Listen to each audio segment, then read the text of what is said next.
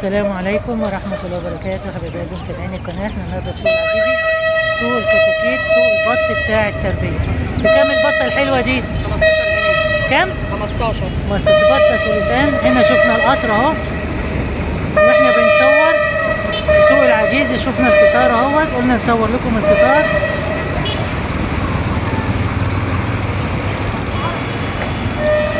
البطة دي بقى سلوفان فرنساوي.